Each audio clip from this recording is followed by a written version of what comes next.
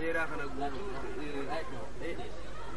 akkamitti guyyaa dilaa kana hunda guyyaa 15 jirtan kana akkamitti dabarsitanii akkamitti jiraachaa jirtanii? Akkamitti jiraachaa jirru kanuma qabu namoota waan qabu maa daabbota karkannuus ilmaan keenya xixiqqaa dura hanninee fi guddaallee dhagamnee ciisnuu jechuudha. Nama walumaa dandeenyee waan qabnu wajjin afaan fudhannee wajjin waan dhiyoo dhabnees rafnees jiraachaa jirraa jechuudha.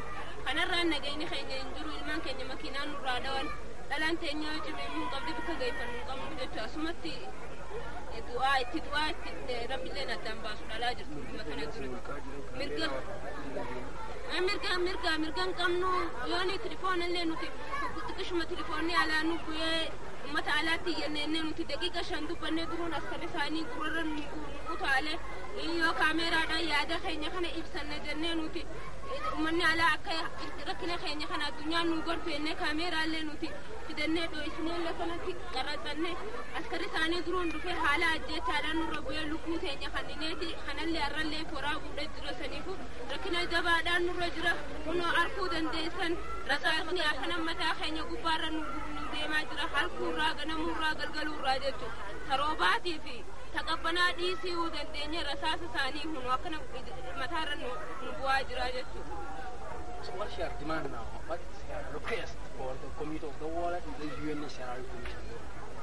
Okay, mali amma gaaffiin isin gaafatu yoo hawaasni isin falmachaa jirtan gara gartee humnoota biyya gamee hawaasa biyya alaa hawaasa addunyaa akka UNHCR isin iyyatan maal isaan gaafatanii maal dhaamsa dabarfachuu barbaaddaaf? Dhaamsni nan dabarfachuu barbaadu nuti caalaa baqannaa dhaabbataa ta dhaabbataa biyya sadaffaadhaaf barbaanna nuti bikka nagaa biyya nagaa bikka asitti ilmoo teenya guddifachaa hin danda'an jiru ilmaan keenya manatti hidhaa jirra ilmaan keenya manatti hidhamaa jiran manatti hidhamuurraa ilmoon teenya ta sireedhatti siree osoo manatti hiinee deemnu hidhaadhaa wajjin sireedhaan marattee duutuu jira ta galaanni manatti itti seenee galaanni fuudhee ajjeesuu jira ta'e gubduu jira ta firaashni irra garagalee duutuu jira dhalaan teenya gabbaatee nagaan waliin deebituu nu gudeedamti hunoo dhalaa afurii mustashfatooraa ciisa amma zaa'ammaa tan saniifuu nuti biyya nagayaa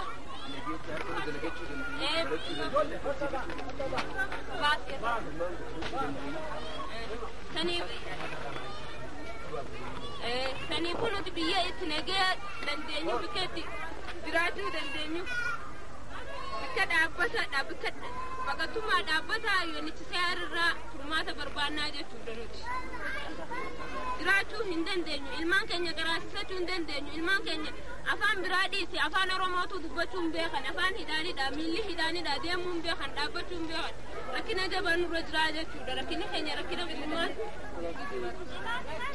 mirgi keessattuu mirgi dubartootaa nu haa eegamu nuti dhalaan teenya gudeedamaa jira dhiirti teenya cafaqamaa jirti gabbaanee nagaan ol hin deebinu yoon cafaqamne yoon tumamne yoon gudeedamne ol hin deebinu jechuudha dhalaan teenya ta ilmaan yamaniidha garaa qabdu meeqaantamii jira amma taniin an beeku jechuudha ilmaan abbaan beeyne 5 jira amma ta garaa qabdu ilmaan yamanii. Thank you very much. Jed.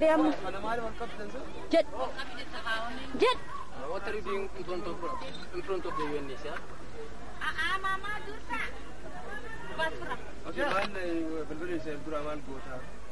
Jechuun balbala UNHCR duraanis garuu baqattummaa biyya tana osoo hin jiru ammaa fi jechuun jireenyaaf naannoon jiruufis osoo akka mataa biyyattuu hin ta'in baqattoonni Oromoo kan biyya tana keessa jiran hundinuu lubbuu teenya bakka itti jiraachisuu dhabuudhaan waan maandeeta UNHCR harkaa qabnu kanaafuu akka gartee isaan lubbuu teenya tana nuuf iyyanii ufillee yoo dadhaban addunyattis nu iyyanii lubbuu teenya tana nu baraaran jechuudhaaf ulaa san duratti baqannee jiraachuu jirra. What's happening in his life and on the community of the life of this community here?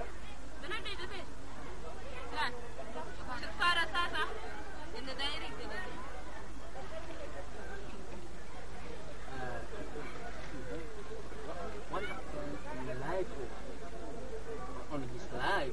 What happened on his life in the life of this community? They fled from camp here.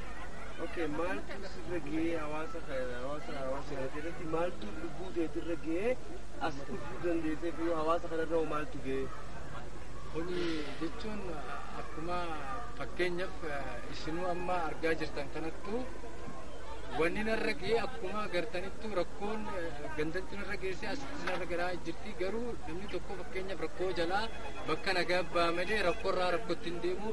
Nuti gaafa dura baanes rakkinaan nuti biyya tanaan dhufnaanis rakkoo san daranii seenna. Ammas taanaan mootummaa biyya tanaatii fi uummanni gartee gosaan walitti bu'uudhaan fakkeenyaaf naannoo nuti jiru irratti manneen meeqatu diigamee lubbuu nama meeqaa bahuudhaan bakkatti jiraannu dhabuudhaan asillee garuu gartee arra nagayaan jirra malee edanu akkamii bullaa fakkeenyaaf jechuu yaada guddaa keessa jiraataadhaa jirra rakkoo hedduutu bakka tana keessatti nurra ga'utti jira.